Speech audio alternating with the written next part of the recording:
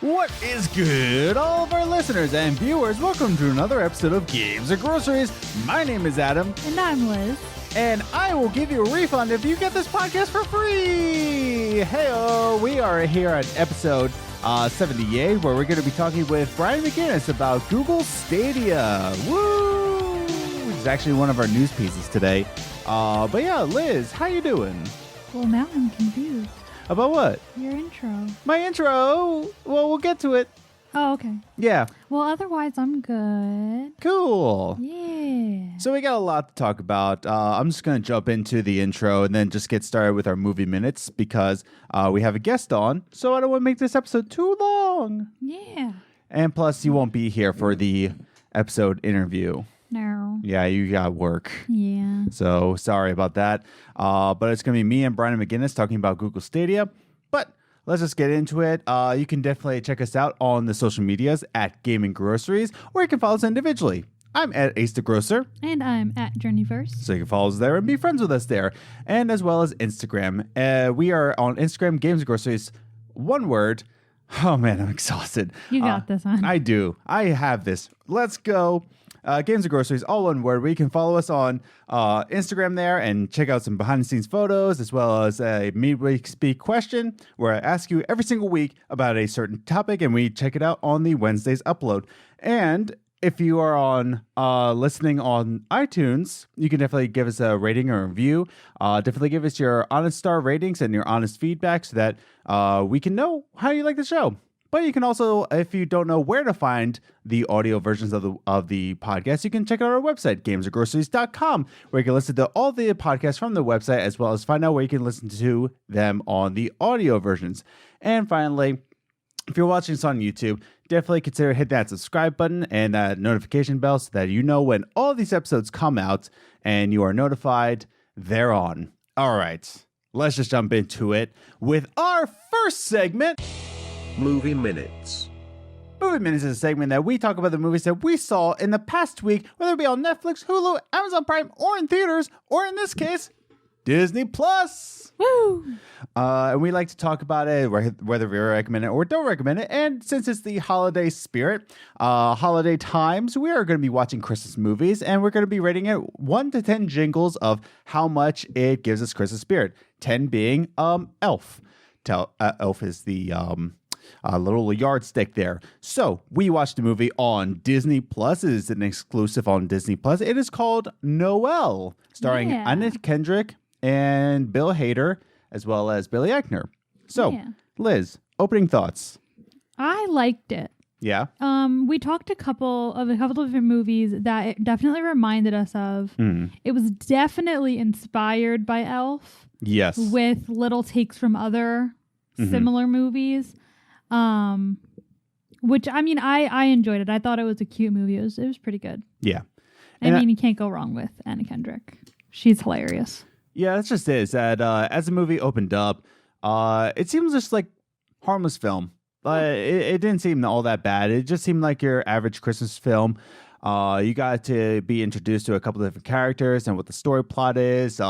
It's another introduction of the Santa Claus origin, where instead of like the Santa Claus, where the one dies and, you know, the next one comes in, it's passed down in heritage. Like a monarchy. Yeah, kind of like a monarchy, yeah. So the son afterwards goes up, but Anna Kendrick's character says like, well, why can't girls be Santa? And, okay, so when that... This is within the first 10 minutes. And then once you hear the little girl say, well, why can't I be Santa? Like, the direction, here we go. But it was handled pretty well.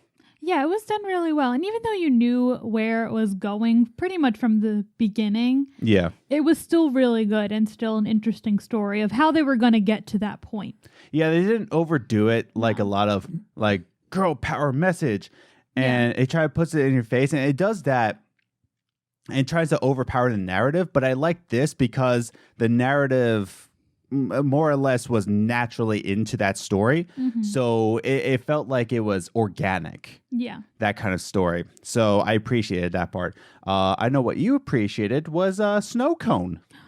Yeah. Yeah. He was cute. He was a little baby deer. Little baby reindeer named Snow Cone. So cute. Reminded you of Floki. He did. So definitely watch this movie for Snow Cone. It was so cute.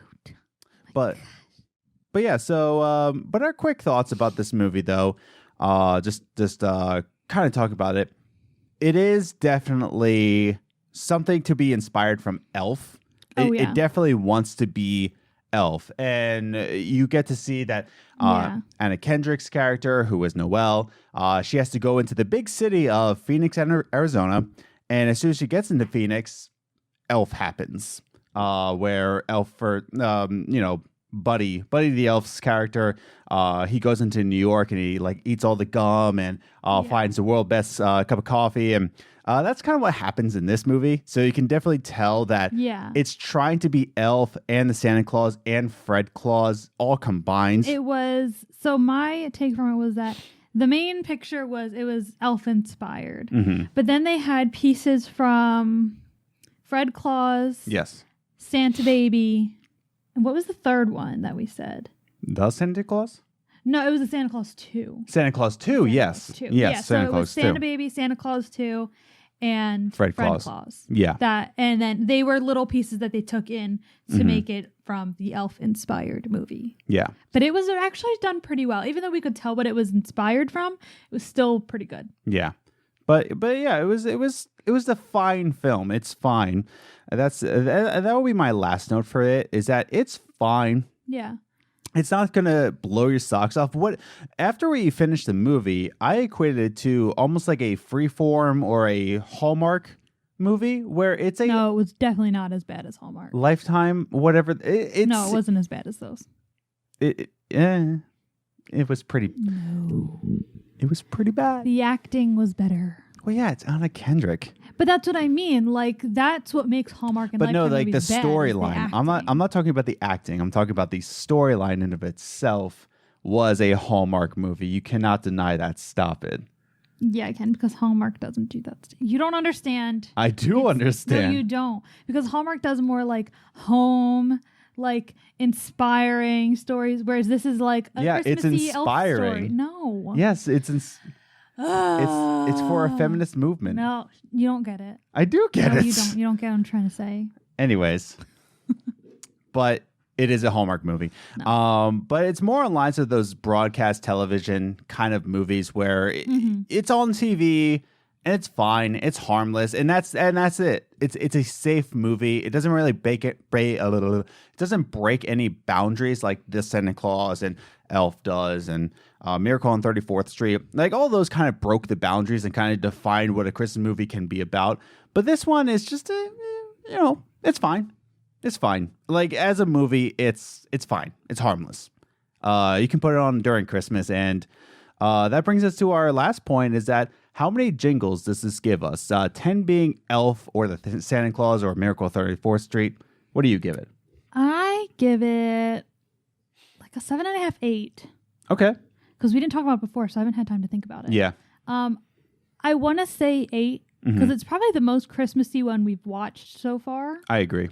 So I'll probably give it an 8 since I gave Klaus. I think it's Claus. No, it was Klaus. Oh, yeah. Since we gave Klaus 7.5, I'll have to give this one an 8. I'm going to pet the dog. Good job. Thank you. What do you rate it? A 7. Yeah, I saw that one coming. It's fine. It's a decent Christmas movie. It is definitely all Christmas. I wouldn't mind adding it to my annual list of Christmas movies to watch. Yeah, and that's just it. Is that like it's fine. It's safe. It's decent. It gives you the Christmas spirit, but not like full on.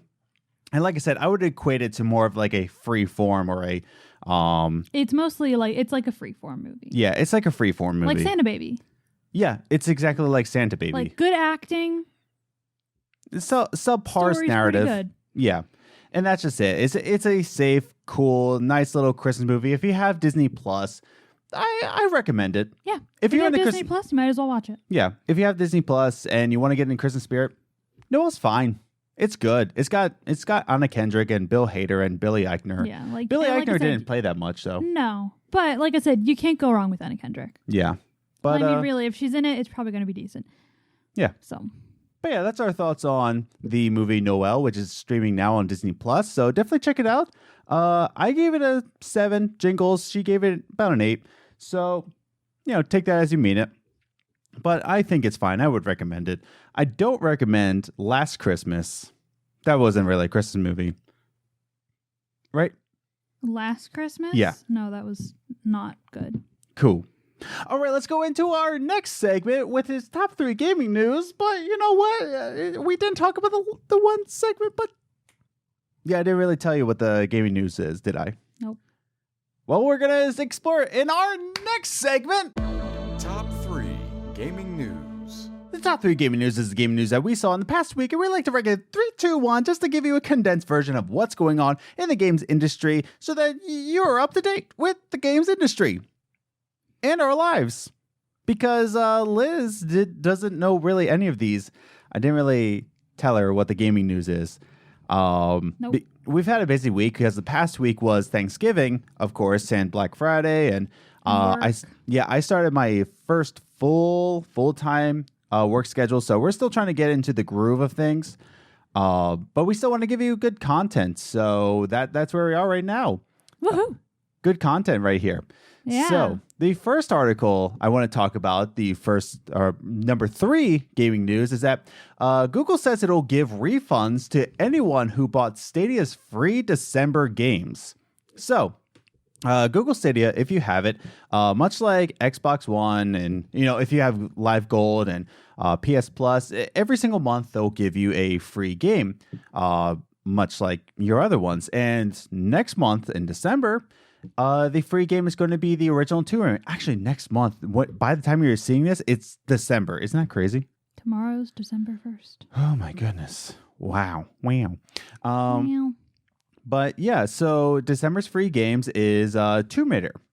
And a lot of people bought it when it was on sale because if you also have a Pro membership on Stadia, you also get discounts, much like Xbox Live Gold and PS Plus. And a lot of people bought the original Tomb Raider on sale for $10. And so next month it will be free. And a lot of people were angry. And so Stadia, the developers for Stadia, they wanted to give you a refund for that. We have this quote right here saying from the article, always linked down below. Definitely check out the articles as well. Give them a read. But Google Stadia manager says this.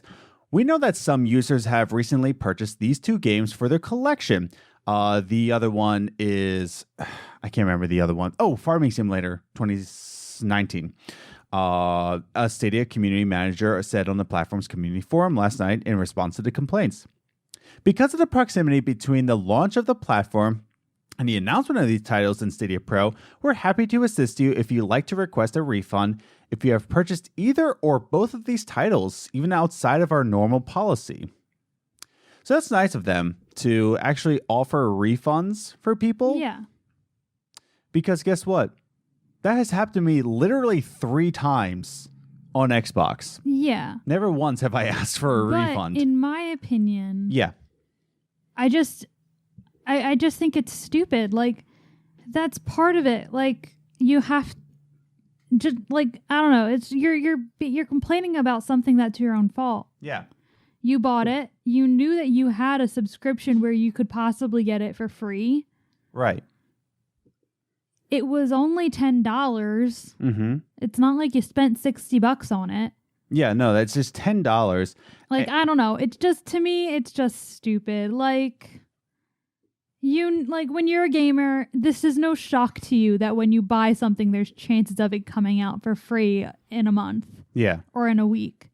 Like, I wouldn't even blame Google for this. Like, I don't know. It just rubs me the wrong way that they're like giving in to the people that are complaining about it. Yeah.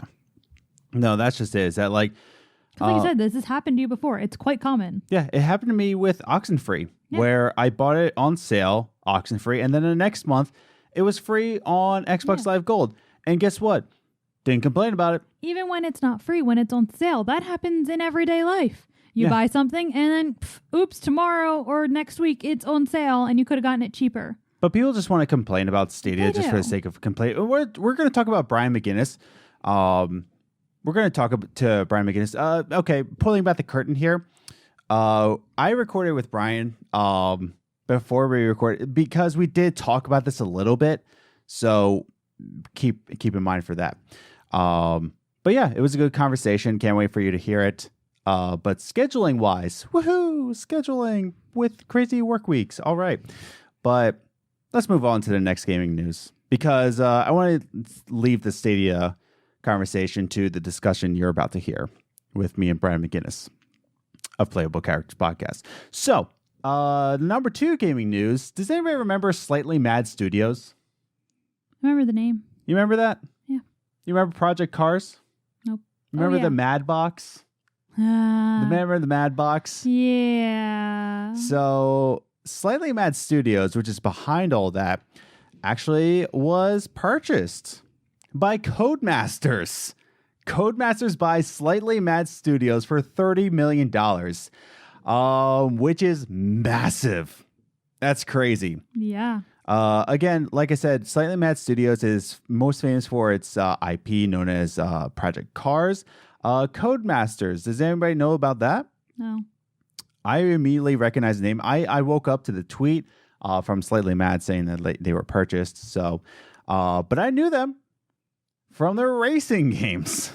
I'm just Googling Codemasters right now, and I see the F1 series, Race Driver Grid, the other one, Grid, Dirt Rally, other F1 series, Dirt, of course. But yeah, they are known for their racing titles. Mm-hmm. They are really in it for racing titles. And so then they purchased Slightly Mad Studios. And then they had this to say about it. This is coming from the article down below as well. Codemasters' acquisition of Slightly Mad Studios will create a global leader in a racing genre. The Codemasters CEO, Frank Sagnier, I guess, said their focus on AAA quality and their passion to put out that they put into everything they create mirrors our own. Both companies have a number of world-renowned successful franchises along with the exciting product development pipelines, supported by leading IP and some of the best talent in the gaming industry. So, right there, they say, we are part of the racing genre. We want to create what mirrors our own. It seems like a good fit for them to be acquired by Codemasters. So, I don't know if this means that they'll get more money to, make Project Cars 3 even better, or even will this give them enough money to make the Mad Box? I was just wondering that when you brought up Mad Box, I was like, I forgot about that. Where are they in that process? I remember that they had sort of like a trademark lawsuit about that for the name Mad Box. Yeah. And then they stopped production. But now Codemasters brings in a lot more money. Yeah. Maybe... Oh, and they did clarify that Ian Bell will remain the head of Slightly Mad Studios. So maybe Ian Bell will have a little more cheddar to put on his Mad Box. Excuse me. Lovely. Trying to make that a quiet one. But yeah, so cool on you, Ian Bell, being brought up. But yeah, kind of crazy. Yeah. Nothing more to say. No. Yeah, but let's move on to our number 1 gaming news. And apparently Phil Spencer is a little bit backtracking, but not as much as people want to say. The Xbox boss responds to criticism of his "nobody's asking for VR" comments. And I want to talk about this for a little bit. So Phil Spencer, of course, this past week and a half ago, maybe, he made a response. Because people are, everybody's like wondering, is Xbox Scarlet going to be supporting VR? And he said, well, no, it's not going to have VR on it. It's not going to have VR because nobody's asking for VR. And a lot of people they kind of like had some backlash to him, saying like, well, what do you mean by that? Blah, blah, blah, blah, blah. I forget what Sony said to him, but Sony had some responses as well. You're taking my coaster away. No. I just see you banging it and making noise. Boom. Anyways. But yeah, Phil Spencer, he had those comments like, listen, nobody's asking for VR. And apparently people are mad about that. Nobody's asking for it. Yeah. He knows his market. Yeah. I'm an Xbox user. I'm not asking for VR. Yeah, you don't hear about a lot in the Xbox community that like asking about VR. No one's really interested in. No one really thinks about it. Then also Phil Spencer has this to say also in the article down below. I've said publicly, I love how our industry has pioneered AI, physics, 3D, real time. I think that's real time. RT. Man, I have no idea. Yeah, I'm tired. VR and AR, of course, virtual reality and augmented reality, etc. For us, it's about focus on our innovations right now. I've played some great VR games. I got to play Half-Life Alyx in the summer. Amazing. And here's the important part. It's just not our focus with Scarlett. And that's perfectly fine. And that doesn't mean that they're closing the door on any future VR possibilities. No. It just means that that's not the focused feature in Scarlett. It's not what they're focused on. But they could come out with a mid-generation console that supports VR. Yeah. Who knows? But he's just saying it's not for Scarlett. Yeah, that's just it. Is that like he says it's fine. VR is fine for people. He played Half-Life Alyx. It's amazing. Enjoyed it. But it's just not his focus. He actually also has made comments in the past about VR, saying that it's isolating. And he wants to bring gaming as a community, bringing people together. And VR is very, very much an isolating kind of dynamic. That's his prerogative. But he just says that VR is just not his focus with Scarlett. And that's fine. Yeah. It's just not what you're focusing on, and that's fine. I don't think people should be mad about him. No, I don't see anything wrong with that. If you really want VR, if you want VR that bad, then just go buy a PlayStation 5. Or buy a PC with VR capabilities. And I know you need to have a powerful system for VR, but if you want to play Half-Life Alyx, guess where you're going to have to play it? Oh, look at that. It's a PC. Go buy yourself a PC then. Go build one. Get a gaming laptop. My laptop is actually VR ready, so it's not look at that. Yeah, no, it's not the best VR. Like you're not gonna get smooth frame rates with this, but it'll do the job. Yeah, and that's the thing. If you want VR that badly, you have means to do so. Then you'll find a way. Yeah, totally. But yeah, I think he has the right to say that it's not his focus, and that's completely fine. So nothing wrong with that. Yeah, I don't have a problem with that. But apparently people do, because that's the generation we live in now, is that everybody has to have a problem with everything, and everybody has to be negative, and everybody has to, spout it up, blah, blah, blah. Block Phil Spencer, blah, blah, which me and Brian McGuiness also talked about. So that's going to be fun. Anything else to say about this? No, not really. Okay. Cool. All right. So with that said, so comment down below. What are your thoughts about these gaming news? We have this Stadia article saying that they'll give refunds. Do you think Google is right to say that? Do you think Google is in the right to give refunds? And should they give refunds? Should they have just backtracked with this whole outrage? And comment down below. Also with Slightly Mad Studios, have you played Project Cars? Are you excited for Project Cars 3? Do you think this will give more finances to the Mad Box? Write your thoughts in the comments down below. And for VR, what do you think about Phil Spencer's comments there? Do you think he's right to say that? Or do you think he has, he's misled in thinking that his audience doesn't want VR? But definitely write it in the comments down below, because I want to hear your thoughts about that. So, all right, with all that said and done, sorry, Liz. You're not in this conversation with me and Brian McGuiness because you had to go to work. I was at work. You were at work. I had work at night, so I had to, guess what? Pulling back a curtain with podcasting. Scheduling guests. It's always fun. But around work and their work. Yeah. But that's the thing. Is that I know you like guests. I know you like guests on the podcast, and we want to do our best to give you the best podcast possible. So let's just introduce our guests. Okay. So once again, this is Brian McGuiness from the Playable Characters Podcast. We're going to be talking about Google Stadia because he has purchased a Google Stadia. He has played it for a week or so, and I want to get his thoughts on it. So let's just jump into the conversation with our final segment. Oh, wait, not our final segment. Let me redo that. With our next segment. It's interview time.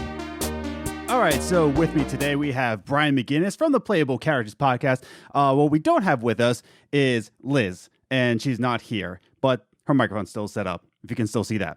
Hopefully this video is going pretty well if you watch it on YouTube, because I'm also handling the camera on this podcast. But with all that said, our guest, how you doing? What's your name? Hi. My name is Brian, like you just said. Oh, yeah. How you doing? Brian. What's going on? Brian means... Brian McGuiness. And Brian means something in Gaelic, correct? Brian, I think, means like strong and handsome. So my parents really whiffed on that one. Yes. I mean, you're a strong dude, I think. And I'm tall. Yeah. But and McGuiness just means like son of Guinness. Oh, okay. So yeah. So son of the from the drink, right? I wish. Yeah, I wouldn't, be loaded if that was the case. But we're related, I guess, 100,000 years ago. We were related to them. Dang. The family tree kind of broke off. Man. So, yeah. And now you're getting your wealth from comedy work. Some of it, yeah. Yeah. When it comes, it's great. Yeah, man. So most of our audience, I won't say most of our audience, because I want to ask you, we actually mentioned this last podcast, but I believe you are number 20 or in the top 20 for a gaming podcast. Am I correct? We cracked the top 30 a few weeks or months ago, whatever it was. And then, on iTunes for video games podcasts, and out of the billion that are there, we were pretty proud of that. Yeah. And then Chartable stopped getting Podbean stats, so now we're out of it, so I can't tell what we are. I assume we're still around that level, but we can't actually see what the specific numbers are because iTunes and everything doesn't play nice together, unfortunately. Yeah, but still, I have the screenshot, so we were 30. That's crazy though. Like out of all the competition, out of everything on there, like you still crap the top. You still crack the top 30. You gave me a no potty mouth warning. Look at you. Language. Oops. So we do have a few interview questions for you because we want to get to know you a little bit better as both a person and as a person who does comedy. So let me get started firstly. In your comedy work, I want to ask you, you're also a voice actor and you do a lot of voiceovers. In fact, you just tweeted your commercial where you were a bear in a commercial. Going through people's trash, so that's pretty cool. Just like art imitates life. Yeah. So with all that said, I want to ask you, how often does your voice get confused with Ray Romano's voice? Pretty much almost every day. Yeah. And that happened to me before I started doing voiceovers. I've been doing stand-up since 2004 and voiceover since 2010. So even early in my stand-up career and still currently, people, when I get off stage, people are like, hey, you know who you sound like? Yeah. And I'll be like, Susan Sarandon? They're like, no, Ray Romano. I'm like, oh yeah, I get that a lot too. Yeah. So it's always been a thing. And then now that I do voiceover, of course, it's even more, people just know I'm like the Ray Romano guy. And there are a few guys like me that actually sound similar to me, unfortunately. So a few people have this stupid voice. But I mean, it pays the bill somewhat, so it's. I guess I can't complain. Right too on. Much, Are there any voices that you get confused with? You said Susan Sarandon. I was just joking. Yeah, I know. But people, like, if you look even at like the Facebook page for this commercial, like the Robitussin and Honey commercial where I play the bear, all the comments on it are just like, "Is this Ray Romano? Is this Seth Rogen? Is this the guy from Bob's Burgers?" And it says like a million, and then I'll be like, "Hey, it's me," and they're like, "Who are you? Shut up!" I'm like, "All right, sorry." But so for some reason, I've been getting Seth Rogen lately, but I never got that until recently. I don't really hear that, but I can see it a little. I guess a little. I don't know. But it's mostly good old Ray. Yeah. But yeah, we tricked our audience. We actually have Ray Romano here on the line. It's actually not Brian McGuiness. It's actually Ray Romano. He actually just sounds like Brian McGuiness. That's right. You got a big guest for you guys. Well, speaking of a big guest and a big deal here, actually a big role that's a lot of gamers, surprise, surprise, we're a gaming podcast. But speaking of voice acting, you actually got a role in Until Dawn, the game. And we want to ask you, can you tell us how you got that gig and, what was the job like? Yeah, I mean, it was awesome. I didn't get it the traditional way, actually, where it wasn't like an audition and blah, blah, blah. But I did kind of audition, but my friend Peter was actually helping. It was a Supermassive Games or Super Giant game. What are they? Supermassive. Supermassive Games. Yeah. Was helping. This was like one of the first games. They were very small and they were based out of the UK. Mm-hmm. He was helping them out with this, and I just bumped into him randomly one day on the street here in New York City, and we were just chatting. And he's a director, and he goes, "Hey, I have a friend that's doing a game. Maybe you can blah blah blah." I was like, "Yeah, let's whatever you want, So they sent me a couple things to read and audition. I sent them the file in, and within a couple of days, they're like, "This is great. Let's do it." I was like, "Yes, my first game." Dang. So I just went into a studio here in the city, and I played. I read for 4 different characters. I think 3 are in the game. It was the big one is if you've played the game, which you should because it's awesome. Oh, yeah. All your listeners as well. It's such a fun game. Yeah. It's the part when the 2 kids are in the tower on the walkie-talkie and they're talking to that really bored Canadian ranger. That was me being you. All right, whatever. That was me. And then 2 at the end, and my character gets eaten alive by Rami Malek at the end there, which is cool. Wait, were you the stranger? Oh, so I think it was even like post credits when their 2 guys are walking through like the tunnel. Oh, okay. And you hear their voice like, "What is that? What is that? Oh no!" And I had to scream and like pretend I was getting eaten alive. And when I was doing that in the booth, the voiceover booth, they're like, "Just go bigger!" And I kept like screaming and like writhing around in pain. So it was definitely a unique experience. It was super fun. The company was, awesome. I'm so happy that the game kind of blew up, and they didn't really expect it to. Yeah. And then it was originally a PS3 game, and then they redesigned the whole thing for PS4. I remember it came out a week before my daughter was born, so I had to like plow through it to beat it before she was born, so I could actually play it. So yeah, it was really, really a good time. And their new game, like Man of Medan or something like that. I haven't gotten it yet, but I heard it's really good too. Yeah, I have it, and I haven't touched it yet. It came out in that time where a lot of games were coming out, so I have it on my Xbox. I just haven't touched it. Cool. Yeah, but I'm hoping for a like a Black Friday sale or something. I have 2 minutes. I want to get it eventually. Oh yeah, I think it's actually on sale right now on the PlayStation Store. Maybe. Yeah. I'm still a physical guy mostly, but we'll talk about Stadia in a few minutes. Oh, right on. Yeah. Yeah, we'll get to that. We're getting ahead of ourselves. And since we're on the topic of comedy, voice acting, getting gigs, it's really tough. And I want to ask you, as somebody who's in the business, what are some of the challenges in trying to make a career in comedy and voice acting that not many people want to talk about or even know about?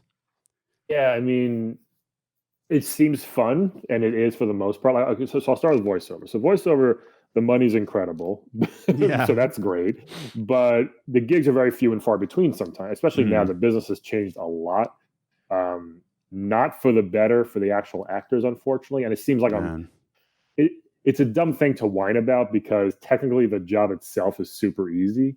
I'm just talking into a microphone, Yeah. But getting the gigs is hard. The audition process, there's a lot of things that go along with it. That, all right, it's not all unless you're a celebrity, which is why the business is hard now because all celebrities are doing voiceover. Yeah, so it's taken away tons of gigs for quote unquote regular actors like myself.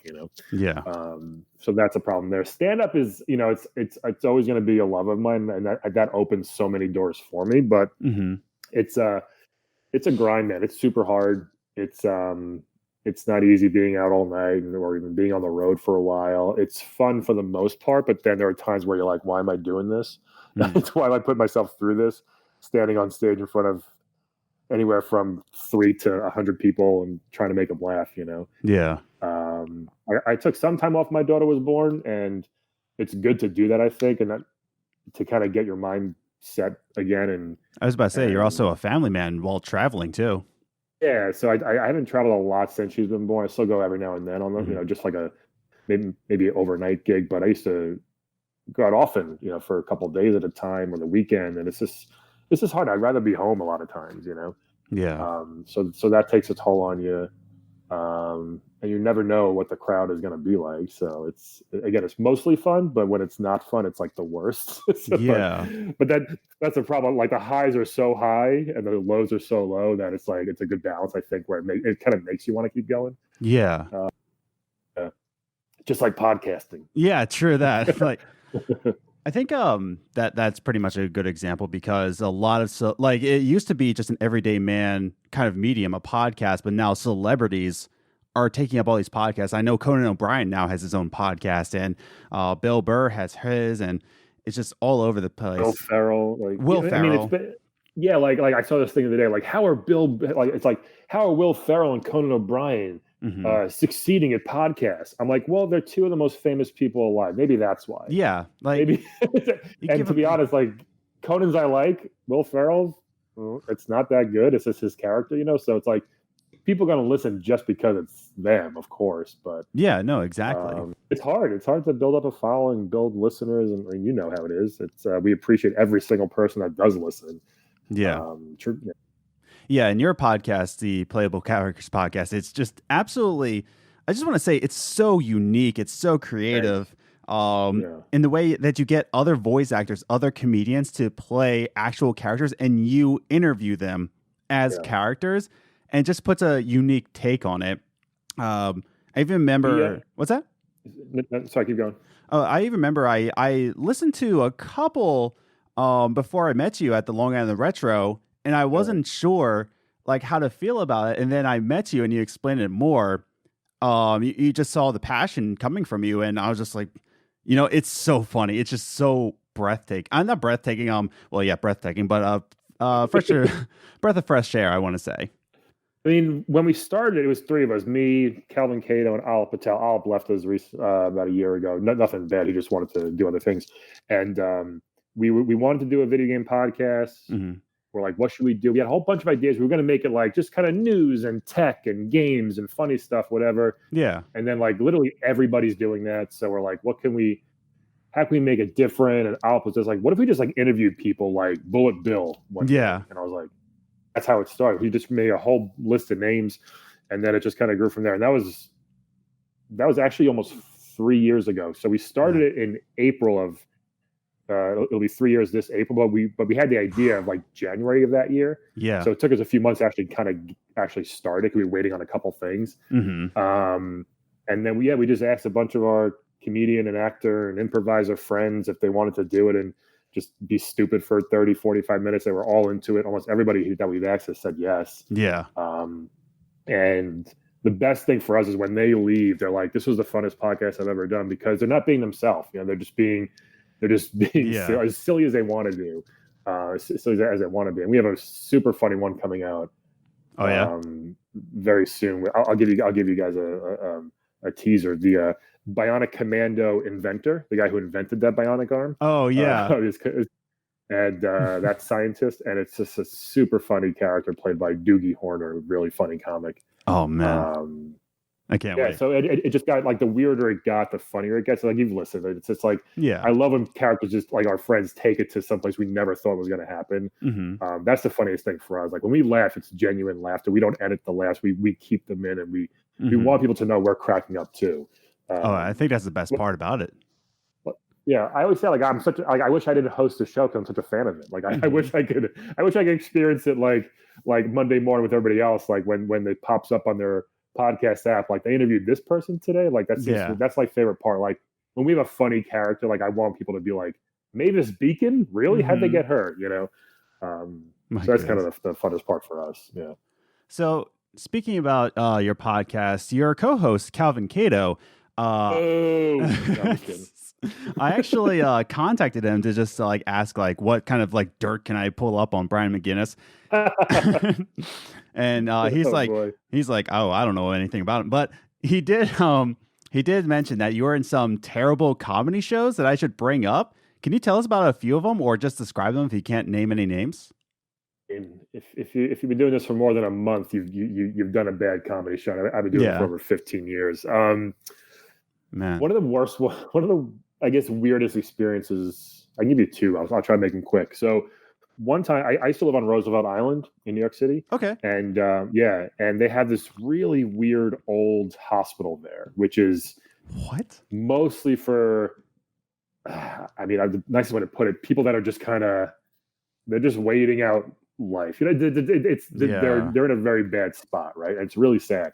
But so I met the guy who ran it at one of the restaurants there. One day we were just chatting, and he goes, "Oh, do you want to do a comedy show for the patients of the hospital?" And I've done shows like this before, and it's like I'm like, I kind of know it's a very weird like horror story type of hospital, right? I'm like, yeah, I guess, right? He's like, we can pay you. I'm like, definitely then, right? Yeah, of course. So I bring two friends, Joe Pontillo and JL Covan. They've both been guests on my podcast, and I asked them to come, and they're like, sure. So we get there, and we're in the kind of like a pretty big auditorium, and I mean, they just kind of wheel in a bunch of patients that are not all there, right? And so we're like, oh no, what's going to happen? So me and other comics are like, this could go one of two ways. Probably going to go the worst way, And the guy there is like, you know what? They can't talk or speak or do anything, but they can hear you and they'll appreciate what you're doing. I'm like, well, that's nice. That's if we can bring some joy to them, why not? Yeah. So I go up there and I'm hosting the show for about a good 15 minutes, and I just hear silence the whole time, which is a little awkward for a comic, and there's a bunch of people in front of you. But the only person we hear is this guy who worked there in the back, just like my man, just like laughing the whole time, all the way in the back. He's having a good time. I bring up JL. He played a WNBA Jam announcer, that guy, and Big King Bowser on our episodes.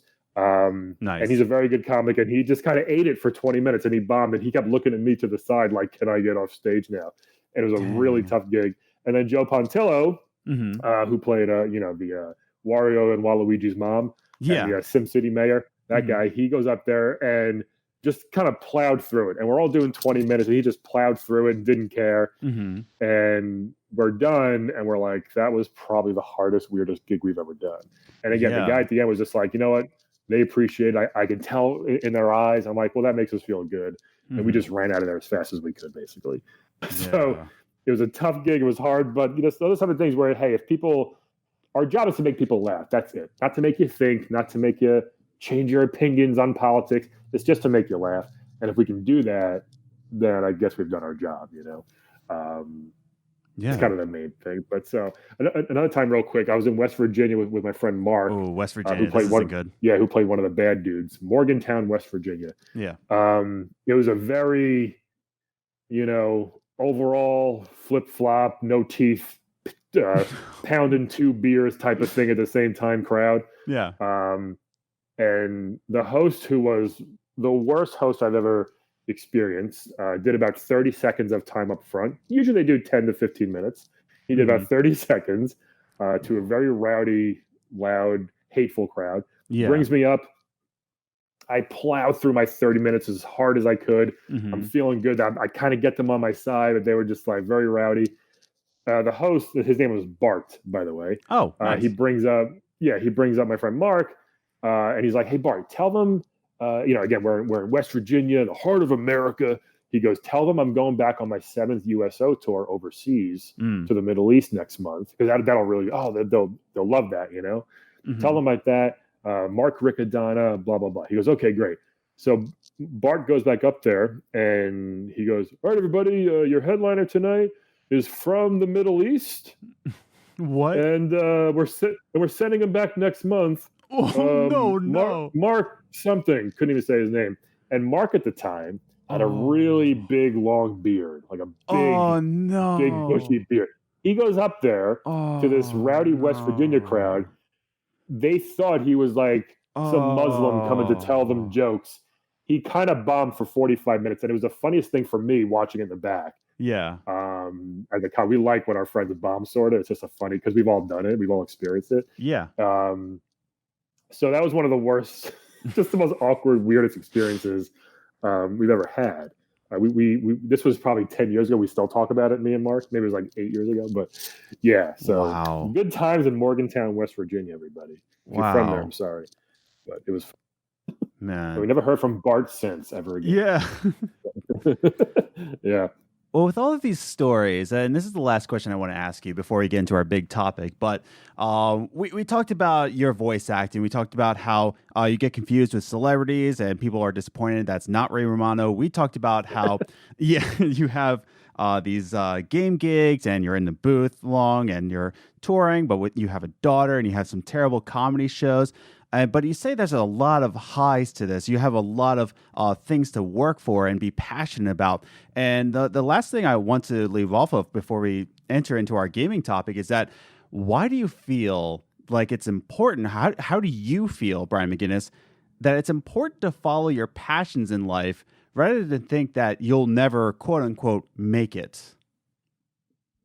Yeah, and that's the main question that you ask yourself every day when you don't do a, quote unquote traditional type of job, right? It's like, why do this? And even like, being on set of TV or movies, it's not that fun, to be honest. And I've done a bunch, and some of them are really fun if they're quick, but sometimes you're there for 15, 16 hours on your feet, or even just literally waiting around for them to say action and do something. So it's, showbiz seems fun, but behind the scenes, it's not very glamorous at all. And I haven't worked a real job, quote unquote, since June, and for a couple of reasons. But my wife has a good job, thankfully, so we're fine there. I still get residuals from voiceover and things like that. So I can't imagine going back to doing something now. I mean, I'm only 39, but you put so much time into something, whether it's stand-up, voiceover, the podcast, whatever it is, and it's like it brings you joy. And that's what, at this time in my life, that's what I want to do. My wife teaches; she loves that. Voiceover, while I can work literally 99.9% less hours than her and make more money, it sucks for her. But hey, it's great for us. And that's the thing. It's like the money's great sometimes, but it really is super fun being in a booth and bringing a character to life, and whether it's a stupid commercial, not stupid, I mean amazing, perfect, right, or just get up there and stand up and do even just 10 minutes, just making people laugh. It's just something that you feel like this is what I want to do forever. And for stand up for a long time, money doesn't come in. It really takes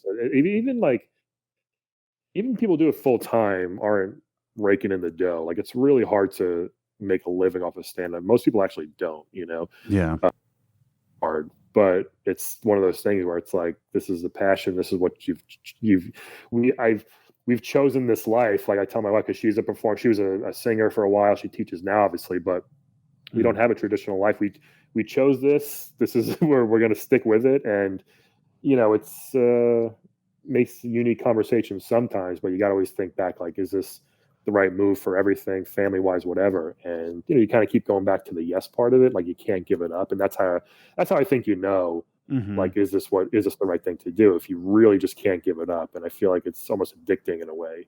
To do these things. So does that help a little bit? I don't know. No, it does. Like, you're passionate, what your passions are. And I like how you mentioned you can't imagine going back to an original or a traditional job because it's just not you, And we talked about a little bit about, making a passion from a career with the people from Limited Run Games.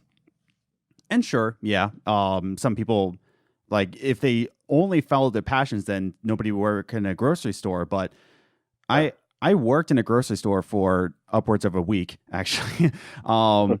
But I saw some passionate people there in the grocery, like that was their life, and they loved doing it. They didn't think, and that's great too. I think, like, hey, if that's what you've chosen, I don't.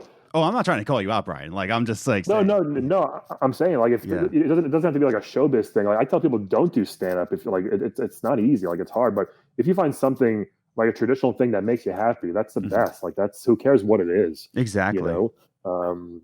Yeah. So I'm with you. Yeah. But yeah, I like what you say there, and it's just something I can every time I talk with you or like find once a year when I see you at Long Island Gaming Expo. Hopefully, I can make it this year. By this year, I mean next year. But every time I speak with you, you just have this kind of like drive, this passion, this motivation, just to like keep going, keep making people laugh, and you do very well at it. Calvin, not so much. Yeah, hit or miss. Hit or miss. Okay. Thanks. Yeah. Buddy. But that's why I wanted to ask you this question. It's like, why do you think it's important? But yeah, I know you're very excited to talk about Google Stadia. So why don't we just go ahead and start talking about it? Let's go into our final segment. Coffee time. So every single week here on the Games and Groceries podcast, we like to do a talking point about the games industry, whether it be about female gamers or game preservation. Or today, we're talking about what's the deal with Google Stadia. And the reason why I wanted to bring Brian McGuiness here on the podcast to talk about Google Stadia is that he's been a Stadia advocate for as long as I can remember. I don't know why either. I just it seemed cool. Yeah, this is the most divisive gaming thing since the Wii U. Mm-hmm. Like, I don't know what people's problem is with this thing. But anyway, we'll get into that. Yeah, true. And we got a few talking points here, and I think we always start our conversations here on the Games and Groceries podcast by defining the conversation. And what we're going to define today is let's define our own internet speeds, the environments that we're in, and what Google says you should have in order to have a playable experience. So, Brian, what does your internet speed look like in your residence? From Verizon, I have the gigabit. I have the fastest one. Oh, man. Okay. So, yeah, but I get, like on Wi-Fi, I'll get maybe 100 meg download, if that. When I'm connected, the PS4 Pro can only go up to 500 actually. So that's maxed out, and which is obviously more than capable for anything else. So most things I do have wired, right? I have a Netgear router. I don't have the stupid Verizon one because it stinks. But I bought an extra one for myself that was like high powered because I actually have a very first of all, nowadays you have a million things connected anyway, right? Like you have a million things on Wi-Fi we actually have, especially for Queens, an enormous apartment. So it's very big. So I needed something that would reach the back rooms as well. But by everything, the way, PS4, Switch, what's that? Oh, I was going to say, any of our listeners in Queens, I remember when I still lived in New York, I still lived in Long Island, and the place I lived in, everybody said that was huge. Me coming from Pennsylvania, I'm used to big houses. I'm like, it's okay. But then I explored other residences, including Queens. I'm like, wow, your places are small out here because you don't have enough space out there. Yeah, we have a 2,000 square foot apartment. Oh my God. Oh, it's actually enormous. Yeah, we got lucky. People come over, they're like, what the hell is this? Like, because it's we just got very lucky with this place. Yeah, because we don't want to. I was in a 4-bedroom apartment or a 4-bedroom house, and it was 1,600 square feet. So this place is like ridiculous. It's like laughable how big. So we love it. We're very appreciative of how big it is. But so that's why we need a nice fast internet, or at least powerful, right, to reach all those corners. Yeah, right. Yeah. So and I'm in. So my internet's very good. Because we don't do cable through Verizon. I just have PlayStation View for the next 2 months. That's it, because they're canceling that too. Yeah, definitely consider going to Hulu Live TV. It's pretty good service. That's what we're on now. I might just say forget it. I'm gonna miss the sports stuff. I'll figure that out somehow. But I don't know. I think we may just take a break because there's too many things anyway, and I just want to kind of stop with the TV for a bit. So we got to figure that out. My wife may want to do YouTube or Hulu TV. We'll see. That's why we went on Hulu Live, because Liz watches more cable than I do, and I wanted to watch like the Eagles and all that. So, no, I was on PlayStation View for a while, and then I switched over to Hulu Live TV just because I saw that the PlayStation View was ending. But it's not about that. I don't know if we're going off topic or not. That's all right. Hey, it's gaming stuff. Yeah, true. It is right? PlayStation. So I think. I'm not sure what we're gonna do, so we'll see. Yeah, I've been doing View for, probably 4 years, if not more. It was a good service. It really was. I love it. It stinks that it's going away. Yeah, I know. But yeah, my internet speed out here now. I live in central Pennsylvania, and we have Comcast I tried to get FiOS out here, and apparently the municipality is like a no-go with FiOS. So I have the plan I'm on is 300 megabytes, and I get it's a pretty decent connection of like 300 to 400, depending on the connection. And but I only have 10 megabytes upload, which trying to upload on YouTube is just god awful. But yeah, Google says though that you need to have 35 megabytes down to have 4K rendering, I believe. Yeah, that's what they say. It will work like that. But I don't know. I don't care about the 4K, to be honest. Like, how much better are these games going to look at this point? Like, they're fine. I think it's like, I'm not very picky, and people are like, oh, it's not 4K 60 FPS. No way. I'm like, well, nothing is. Literally nothing is. Yeah. Unless you have a $4,000 PC. And so what are you crying about? And that's the thing. We're coming from the generation of the N64, and like just the polygon count for the N64, and we were just like jaw dropped by that coming from the SNES. And people are complaining that it's not 4K, and it's just it's fine. It's fine. Yeah, like it's fine. Like, how much better can Last of Us honestly look? I know. Oh my goodness. You know what I mean? Like, come on, man. When my wife watches me play or just walks through the room and I'm playing 2K, she goes, "What are you watching?" And I'm like, "You're stupid." I'm like, "No, this is a game. It looks that good. It looks like TV." You know? Yeah, it looks incredible for where we are. Yeah, it really does. Yeah. So yeah, but so that's our internets. Like that's our situations in the residence that we live in. So we're both in pretty good areas to play Google Stadia. Like the servers are well, fine and good. I would like to test it sometime in central Pennsylvania because I haven't touched it yet. But so let's talk about the announcement of Google Stadia. Google actually had their own kind of press conference just to talk about this a little bit. And what was our individual opinions about it? You know, when the announcement came out, and like before the launch, what was our individual opinions? What, like back in March or June? Like, I feel like they announced it in March. Yeah, they announced it in March, and then the pre-orders went live in June. That's when I bought it. The pre-order was in June, I think, right?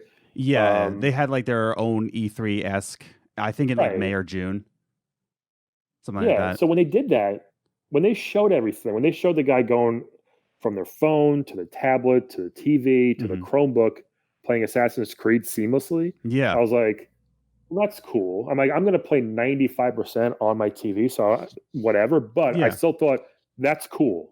Like that's like, you know what? That's innovative. Why not? Yeah. And then everything they showed, and they just kept going and going. I'm just like, wait a minute. This might be a game changer. This literally might be the best idea ever. And who can pull it off besides Google? Like, who else is going to really do this? They're like, they're not a game company. So what? Yeah. It doesn't matter. Neither was Sony. Neither was Microsoft. They weren't a game company. You know what I mean? Yeah. So the fact that people got so butthurt about this, like, and still just, there's so much hate for people who haven't even tried it, which is the weird thing for me. I don't understand why people are hating it. They're just rehashing talking points. Some guy blocked me the other day. What? Just because he's like, yeah, it was hysterical. He's just like, this thing stinks. I'm like, have you played it? No, but it stinks. I'm like, but why do you think it stinks? It actually works very well. Just because it works for you. And he's like yelling. I'm like, dude, it's actually a very good service. And he's like, listen, bro, I can tell you're just some kid who like, oh my God. Like, yo, if you only knew. And he just blocked me before I could reply. And I just found it so funny that he was so dead set on hating this thing. That's the era we live in, though. Like, it's just like, if you don't agree with it totally is. And it's gross. Yeah. It's so gross. And people are like, you don't need another player in this game. I'm like, actually, if Sega didn't do what they did in the 90s, we'd have nothing else. Like, do you realize what they did to Nintendo? Do you realize what Sony did? Like, yes, we do.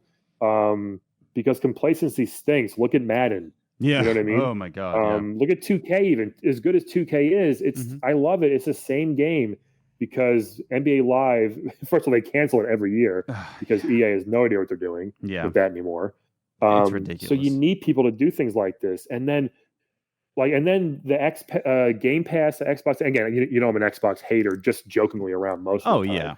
Because PlayStation is so much better in general. But anyway, but it's like when the whole xCloud and people went crazy for that in a good way, but the service apparently stinks.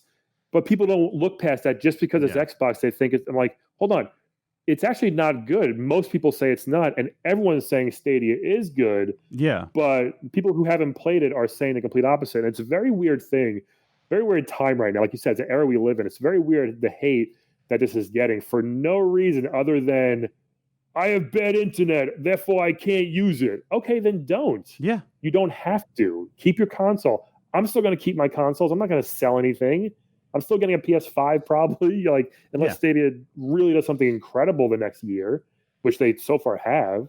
But the unwarranted hate is like the funniest thing about this. I just don't understand it. The thing, like, why not just see how it works? That's all. The hate that I, lack of a better term, hate hearing, is the cost of everything, and just to say that like, well, you have to pay $130 just to get into the system, and then you have to buy the games. I'm like, okay. Nintendo Switch came out and they had a bunch of third-party games that you already played on other systems, so you had to buy another console and then rebuy the games. It's the same situation. But because it's not a physical console, because of that, people think it's in a different dynamic. Like, no, it's just like every other console that come out. You have to buy into it. That's just it. And first of all, you don't. Yeah, that's the thing too. If you pay the $130. Founders Edition, which I did, you get the controller, which is great. You get a Chromecast Ultra, which I've never had before, and this thing is magic. Really? By the way. Oh my God, dude.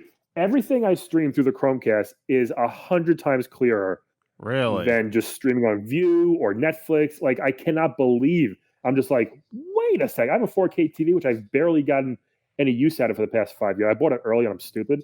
But now that I can see the benefits of this thing, watching The Mandalorian on this, ooh, man, it's incredible. Yeah, it's so much clearer. Even like my daughter's cartoons are 10 times clearer. That's crazy. So that's a cool thing. And then it's just like PlayStation Plus. You get free games every month, right? They've already given away 4. It came with Destiny 2 and Samurai Showdown. Okay, and then they just announced Tomb Raider for the first reboot, which is one of the best games I've ever played. Yeah, and a farming simulator. Who cares? But why not? I've never tried it. I'm excited to try that stupid game, because it looks fun. Yeah, so those are 4 free games already. You get discounts. And next year, when it's the official launch, Stadia's free. You just buy the games. Yeah, that's just if you want. But you don't get 4K. Who cares? Yeah, and that's just it. So like with the 4K rendering, I don't really care. I love seeing it. Like like playing Red Dead Redemption 2 on my One X after playing it on my original Xbox, that was awesome just to see. I bet, yeah. But I bet, like, still had a It's not a deal breaker, right? No, it wasn't. Like, when I played on the original Xbox, the VHS looking thing, original Xbox, and I played Red Dead Redemption 2 on it, I still had a fantastic time with Red Dead Redemption 2. 4K is a nice icing on the cake, but it's not the cake in of itself, in my opinion. People are saying it is, and Google clarified, like we said, up to 4K. And first of all, it's up to the developer, not Google, to do that. And people are like, you lied, I want a refund. I'm like, no, they didn't. Yeah. No one lied about anything yet. This works better than I thought it was going to work. Like, Stadia works so good. Oh, and here's a funny thing. So I've been playing it almost for the past week exclusively. I've just been playing 2K. I played Guilt, the one exclusive. Okay. I just finished it yesterday. It's incredible. Guilt is such a great stealth puzzle horror game, which I don't like that much, but this game drew me in and it was so good, right? So I'm playing mostly those. Man. I popped in, I got Days Gone and Control the other day on Black Friday. They had like a pre-Black Friday thing at Best Buy. Yeah. So I got Days Gone for PS4, popped it in right away. 30 gig update, install, and then my PS4 Pro even was just like, sound like a jet engine, It just makes that super loud fan. And I'm just waiting there for, I got breakfast. I went and did something else. I started, I'm on my laptop. I'm doing some work, and I'm waiting 45 minutes for this thing to finish. And I'm just laughing to myself, like, there's none of that with Stadia. You click a button, the game starts. My goodness. Like instantly almost, So it's like, is it going to take the place of my console? Maybe eventually. I feel like in the future, within 5 years, yes, probably 10 will. years This may be the last.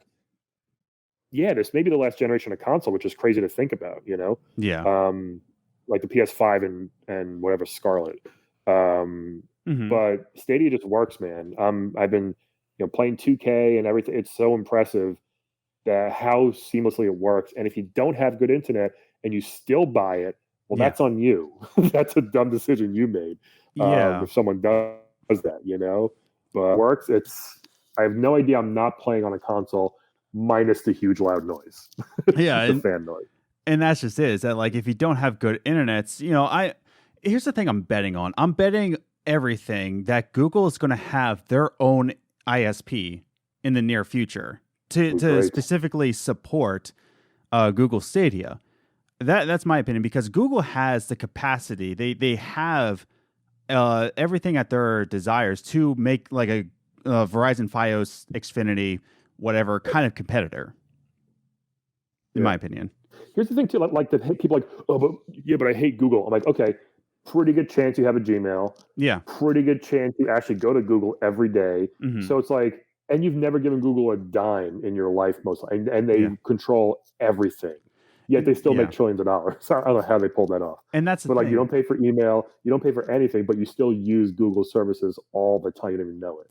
And that's the thing. Like I even say on this podcast, like very often, I'm not a fan of Disney at all. I don't like Disney. I don't like their. Why?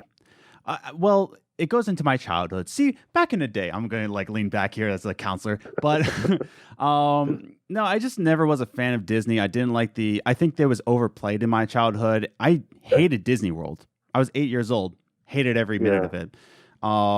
But that's the thing. I can say I hate Disney till my face turns blue, but guess what? I still, I'm still. I'll be fine. Yeah. I'm still like, well, that's the thing like you were talking about. Like people who hate Google still consume Google. I hate Disney, but there's like IPs of Disney that I still consume. Like, oh, I hate Disney. Do you like Star Wars? Marvel, Pixar. Marvel, Pixar. Like, do you hate Pixar? I like some Pixar movies. Guess what? You're consuming Disney. And that's the thing about Google is that like you can hate Google all you want, but you're still consuming it. Yeah, I've submitted, I've given all my information to Google. I understand they'll run the world one day, which they kind of already do. So I don't care anymore. Yeah. And we've all given our information. We've all given everybody. There's nothing we hide anymore. Everybody clicks on anything. It's not a big deal. I have Google Homes in my house. I have the Google Pixel phone. I have Chromebooks. We're a Google house. So that's why Stadia kind of made sense. I'm like, I'll try it. I know people who aren't even gamers, but they're Google people that are getting Stadia, and that's cool. My cousin doesn't play games. He hasn't had a console in forever. And he goes, he got Mortal Kombat on Stadia. He goes, I'm getting my butt kicked. I'm like, when's the last time you played Mortal Kombat? On my SNES back in 95? He's like, yeah. I'm like, well, there you go. It's changed a bit since then, but he's having fun playing it. And that's the thing. What was your first impression when they announced it? Like, what did you think? So I thought like you that this is innovation. And people, here's the thing about human beings, especially in this era, people hate innovation. People hate.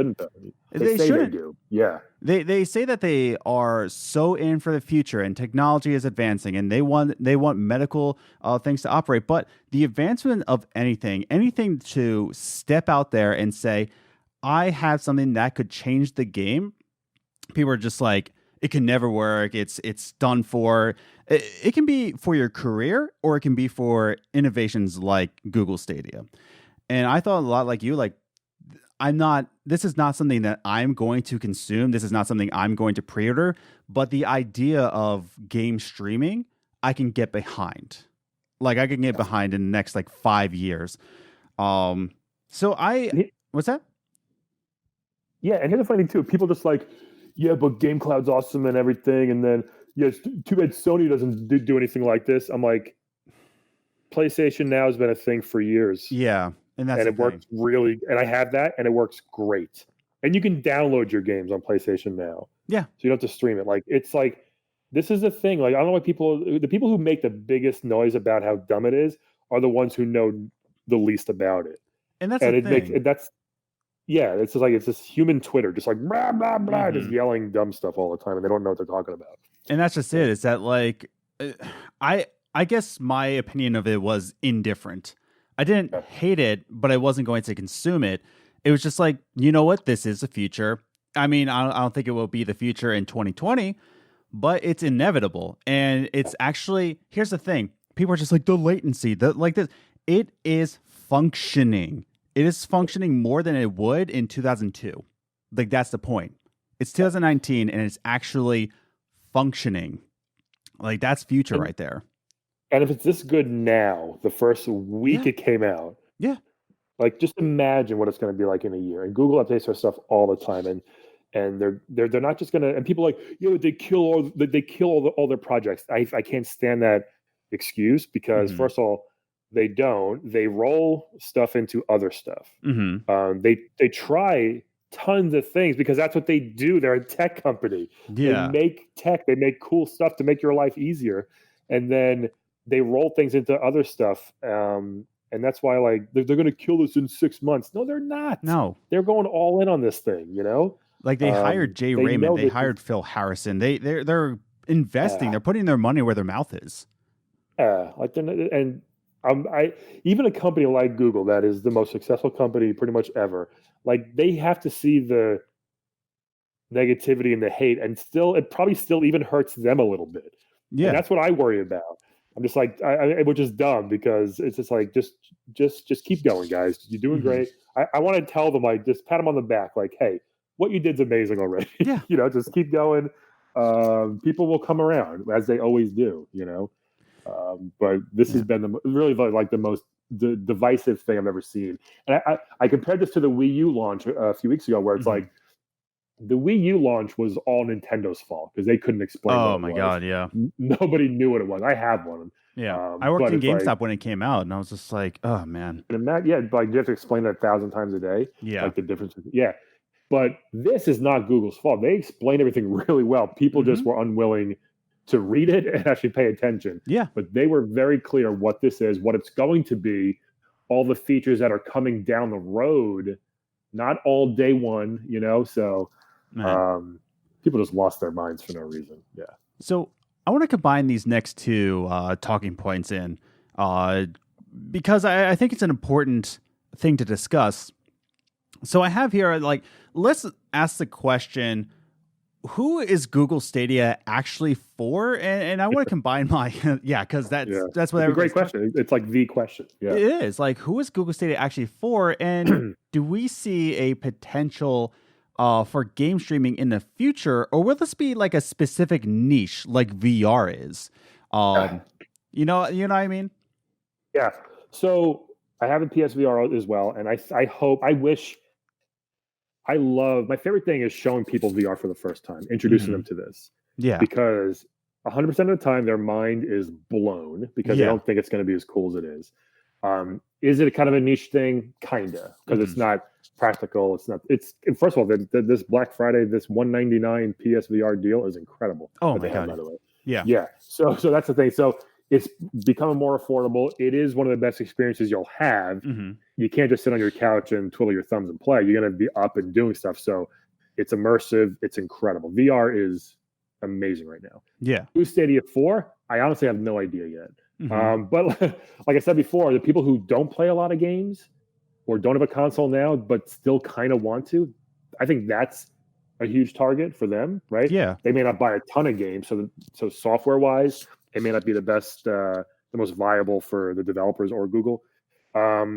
People like me who just buy everything, might be. That's kind of who it's for as well. It's if you're a gamer and like you're sick of updates, you're sick of just if you want to go all digital, there's no reason to not do Stadia, I think. Yeah. So it's not for one. It's for a lot of different types of people, I think, and that's okay. I can agree with that. Yeah. Yeah, and the fact that people think it's just like, I have bad internet, so so therefore it stinks. Yeah. It's like, well, no, then it's not for you, and that's fine. But go play a PC or go play your console, And that's the thing with. What do you think? Well, like that's the thing is that I think we're bringing up who is Google Stadia for, and it kind of goes into like the most divisive games possible. More recently, Death Stranding. where everybody's trying to say, or even earlier this year with Sekiro. Sekiro dies twice, and people were just arguing that like this game isn't for me, and they were just so therefore mad. No one should play it. Exactly. It's just like it's like such a ridiculous way to think. Yeah. If you listen to last week's podcast, I actually went on a huge rant about the potential for Death Stranding. Yeah. And people just hate that it's Game of the Year or being nominated for Game of the Year because it's not for them. And it's just like, okay, it's not for you, but a lot of people do like this. Same thing with Sekiro. You know, I could not play Sekiro because it was too hard. Okay, then it's not for you. That's not a bad thing. That doesn't discount you as a gamer. It's just that Sekiro is not for you. Great point. Yeah. Great point. And same thing for Google Stadia. Because you don't like Google Stadia, well, here's actually on the opposite end. If somebody does like Google Stadia, that doesn't discount them as a gamer. It doesn't. And people try to make that argument that like, if you support Google Stadia, you're not like a hardcore true gamer. And it's just like, right. It's if anything, you're more because you're buying into this crazy sort of new thing early. So it's like, I want to play wherever I want to. I want to play games everywhere I go. Like that's the kind of thing you're thinking. Like I want to play on my phone. I'm playing the subway. You can't do subway yet, obviously, but I want to play out in public. That's like people like, look, the Switch works. The Switch is incredible for a reason. You can play wherever you go. This is a similar idea. Mm-hmm. Like, and people, you know, just love being negative and hating things. Mm-hmm. And that's the world we live in. But it's a great point you said. Like people, you're not a real gamer because you like Stadia. It's like, if anything, I got more controllers than you, bro. Mm-hmm. They're everywhere. Like, you know, so. And that's just it. Yeah. And that's the thing is that like, asking a question, who is Google Stadia actually for? I think it's for anybody who's actually interested in this game streaming. I don't think it's for everybody. Just like, here's the thing, you have to ask the same question. Well, who is Xbox for? Xbox is for anybody because there's no exclusives on it. I think Xbox is for people who actually want to play on Xbox. More specifically, anybody who wants to try out Game Pass. And I think that's who is Xbox for? Game Pass. But, you know, it all boils down to any sort of console, PlayStation 4, PC, Xbox. Who is this actually for? It's for anybody that's actually interested in this. And that's who it's for. It's not for non-gamers, not for gamers, you know, blah, blah, blah. But it's for anybody that sees this and says, you know what, this actually fits my lifestyle. Yeah, and I see the Facebook group. I'm in the official Google Stadia. People like all the comments like, hey, I haven't had a console in years. Yeah. You know, I work full time. I got 2 kids. So I don't really get much gaming going on, but this seemed interesting. Yeah. I got it. And I can't believe how good it is. You know, so. Yeah. And first of all, I tried it on my Pixel 3, my phone. Yeah. I played 2K on my phone. 2K is a very demanding game. There's a lot of stuff, a lot of data, you know. Fix the servers, Ronnie. I couldn't believe how clear and perfect and smooth it was on my phone. I saw. And apparently, the Pixel phone is optimized for Stadia, which is nuts. Yeah, like it runs perfectly on a little tiny phone. Yeah, I saw Agent Zero's video on Google Stadia and the NBA 2K, and he says here's the funny thing.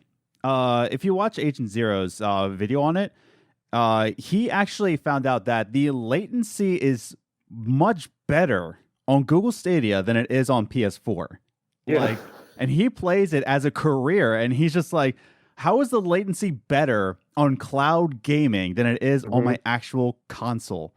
And one has to think, it's just like, that's crazy to think about, you know? Doesn't make sense. It doesn't make sense how they pulled this off. Yeah. And that it worked so good. Like the Destiny servers went down the other day. It wasn't Stadia's fault. Maybe it was because more people were getting it for free, but it wasn't their fault. It's Bungie's fault. So yell at people like, oh, see, Stadia doesn't work. I'm like, no. Yeah. It's not. Welcome to multiplayer gaming. Like, really? Yeah. And then, you know, like, so that is Buddy Pass. So everybody, I bought a Founders Edition, which they said super early on, you get a Buddy Pass to give to somebody. Mm-hmm. And people just like, oh, I guess nobody's buying Stadia. They're going to give away free ones, huh? And I'm like, you don't even know what you're talking about. Yeah. Like, no, they said this early on. This is a great way to get other people to try it out, you know? Yeah. You know who else gave a Buddy Pass? What's that? You know who else gave a Buddy Pass? Who? The game A Way Out. And nobody argued that. They said that was like a great idea to give a Buddy Pass so that you can play Yeah. But because I remember that. You're right. Yeah, they gave it out, and like you don't have to buy another game. You can just use your friend's buddy pass, and you're in. But Google Stadia, they do the same idea, and it's like, oh well, because no one's gonna buy it. It's like, shut up, dude. Like really, like it really is. Okay, they did botch the first day a bit. I'll give them that. Sure, it's launch. Like yeah, the launch wasn't like it was. First of all, it was less than 24 hours. It was a little messed up. That's all. Yeah. Calm down, everybody. Go do something else. Mm-hmm. You know, people are like, I'm sitting here refreshing my email constantly. I'm like, well, you have a problem. Yeah. Like, don't do that. You're insane. First of all. Mm-hmm. And then mine came. It launched on the 19th. I got my thing on the 20th. I didn't care. It wasn't a big deal at all. Like the fact that you still wanted to play it so hard, but you're still getting mad at it. Like, just give it time, everybody. Just chill out, But it's so good already. I'm serious. It's it works better than I thought. There's still so many features coming down the road, which is cool. So I can't wait to see where this thing goes. And people are like, there's no games. Wasn't there like 10 games for the SNES or the 64? I think every console has like 10 games they launch with. Yeah. It's had 22. And people like, oh, they panicked and made 22. So you think they made 12 games overnight? Yeah. Like, no, they had these ready to go, but all you babies were crying and whining. So they said, hey, let's do. They weren't panicking. They were just like, hey, these are ready to go. Yeah. They're optimized for Stadia. Let's do it. It was a good thing. And people are even crapping on that. And it's like, you can't be happy no matter what happens. And that's the thing. That happens with every single new console launch. And I tell people, you don't have to buy the new console right when it releases because you're basically a guinea pig. You're a mass market guinea pig for how they mass produce this thing. And that's Google Stadia. Like, you are the test subjects, and then you are going to give them feedback, and they'll be like, okay, for future endeavors, this is how we're going to fix things. Same thing. Like Xbox One. That release was horrible. It was absolutely horrible. And it took until the end of the generation to pick themselves back up. And I'm not trying to say that Scarlett, right down like stepping onto the plate, is going to do fantastic. Definitely not. But you're going to be a test subject nonetheless. And that's the thing. Real quick on that, like PS4 was actually, I think, one of the best launches ever, they said, as far as there was almost no problems, so they nailed it, which is great, which is why they absolutely dominated this generation. And I think rightfully so, mostly because of the exclusives. I'm big on that. Mm-hmm. Like, if you haven't played God of War, Spider-Man, or Last of Us, what are you doing? Like, honestly, like, what are you doing with yourself? So all these rumors coming out now for PS5 and Scarlett, like, it's leaning towards PS5 again. The developers are saying PS5 is better. And it's so early. It's a year away. I'm not hating on anything, but if Microsoft messes this up again, it's done. They'll be done. There'll still be a couple fanboys left, and not in a bad way, which is fine. If you like your Xbox, go for it. Yeah. But like PS4, it tripled the amount of Xbox sales. And no matter how many Xboxes they released, they kept releasing different Xboxes, and it wasn't working. Yeah. Game Pass seems great, but and I'm sure it is, but it's like the exclusive stuff, and that's what makes the thing. And Microsoft bought these studios, all these, which is good news, I hope, for them to make exclusive. It may take them years to come out, and that might be a problem. That's the only thing for their games, Yeah. So, but if they mess this up again, whether the price or whatever it is, like, it's going to be hard for them to. I've already converted like 3 people to PS5. I can't wait. You converted. But I think it's all gaming. It's all supposed to be fun. They make it. The culture behind this is so gross sometimes that like you're embarrassed to be a gamer. No, it's true. It's just like everybody has their opinion, and it's just so volatile, some of their opinions, but it really is. This is why LA Retro is such a great time, because everyone's there to have a good time and they're all having fun. And they're not talking about like any kind of console war, because the console wars are in the past, and that's what we're living in right now. It's done. And Nintendo literally owns Sega, so they won. Yeah, really. So good war. I think to wrap up this conversation, now that we're talking about next gen, we're talking about PS5, we're talking about Xbox Scarlett and the xCloud and PS5's own streaming service. how do we think that Google Stadia is going to step up and actually compete against the next generation? Do you think they're going to stand a chance? I do, because, and I'm just basing this off of what I think. If they have the games, right, like the cross-platform games that are on for every system, people, and especially, I had to delete Red Dead Redemption 2 off my PS4, off my 2 terabyte hard drive, by the way, yesterday. It's like 100 gigs, right, isn't it? It's 103 gigs. I was like, what? Yeah. 103. So that right there, things like that, I'm so sick of deleting games off my hard drive. And I have 2 terabytes, and it's full constantly because I download a lot of games. Yeah. But things like that, I think will make people start to get fed up because, again, it's every day with the updates, which I don't mind that. That's fine if you're going to update a game, but it is a small nuisance. Add that onto everything else that's a little tiny nuisance, it adds up, right? Yeah. So if they get the people on board, the developer, which I don't see why they wouldn't, all they got to do, the developers, I would imagine, is just, hey, change a few things. Here are the buttons. Here's the layout. Go for it. Yeah. It's not that easy, but it's they do it all the time for PlayStation and for all 3 of the big consoles and PC. So if they get people on board, they start getting some good exclusives, a couple indies maybe, to kind of bulk up the library. Yeah. And if the pricing is competitive, if they're selling older games, quote unquote, for cheaper, then yeah, it's gonna work. Like people are mad they bought Tomb Raider for $10 the other day and they're giving it for free next month. People went insane. Yeah. It's like, well, first of all, you bought it right away. You shouldn't have if and Google already said we'll give you a refund on that if you bought it. No problem. Oh, sweet. Yeah. And people like, all right, fine. Yeah. It's like, what? That's the perfect response by Google. They're doing what you want. Yeah. So, you know what I mean? And by the way, do you know how often that happened to me? Like, I would buy a game on the Xbox Marketplace, and then like the next month it's free on Games with Gold. I'm like, come on. Like, it happens. It happens all the time. Yeah. Yeah. That's what games is. First of all, I try really hard not to buy games day one anymore. Few exceptions, Last of Us, things like that, the big ones, because within a few weeks, sometimes they're half price. Like, it's crazy. Shadow of the Tomb Raider. How fast these things, how fast these go on sale. So if you do it that fast, then whatever. Don't complain that you bought something. Things go on sale. Yeah, exactly. All the time. That's exactly. It's a very toxic, gross culture a lot of times. That stinks. Yeah. But this is our hobby. This is our passion. We love games. We love playing them. It's a thing you got to deal with, right? Yeah. And I hope Stadia can be a player for a long time. I hope it can last.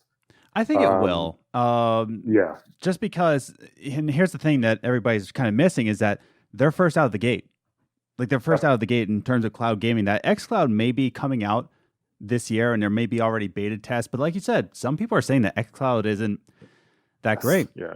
But that's the thing, is that Google Stadia, whether or not it works the best way you want it to be, they are first out of the gates, and they are coming strong. Yeah, and it's not a little thing like OnLive or whatever, like a little small company. It's Google. It's freaking Google. You know what I mean?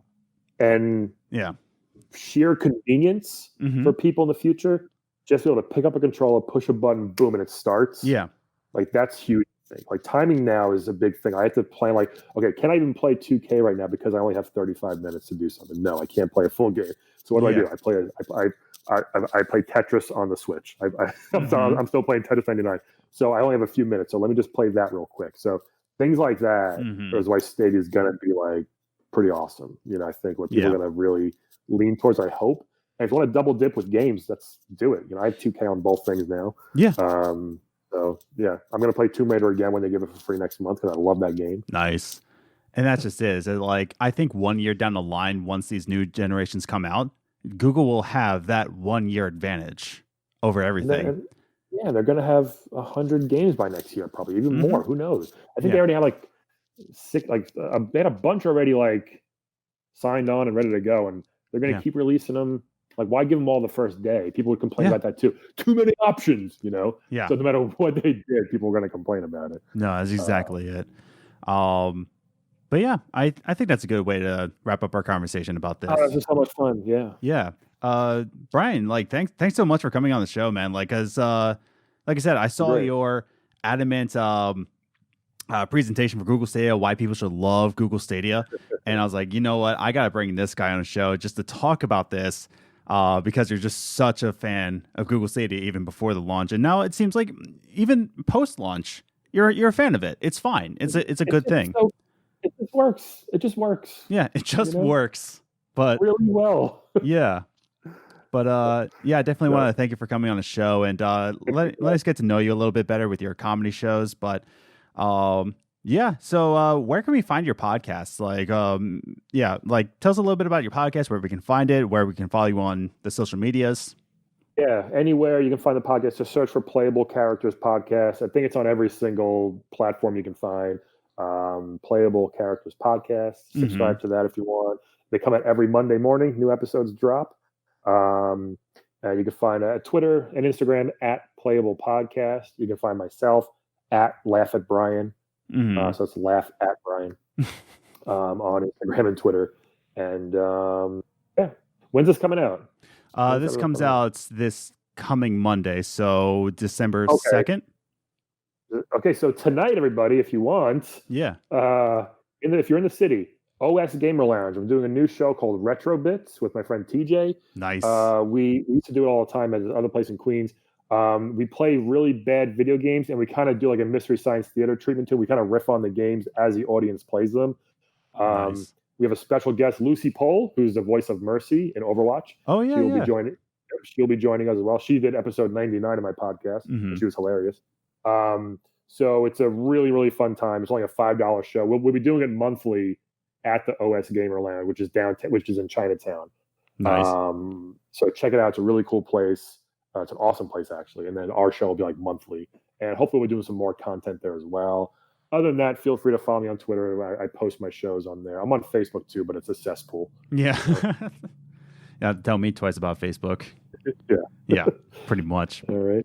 But we thank you again for listening to this week's podcast, and definitely check out Playable Characters Podcast if you haven't already. It's absolutely just a breath of fresh air. It's really excellent. And with all that said and done, speaking for Liz here, I guess Liz missed a good one. Oh, what's that? Liz missed a good one today. I know she did, but she had to go to work. She'll have to be a real listener. Listen to it. She'll have a good time. Yeah, exactly. She edits these podcasts, so. We thank you for listening to this week's podcast. We hope you have an excellent week, and we'll see you in the next one. Peace out.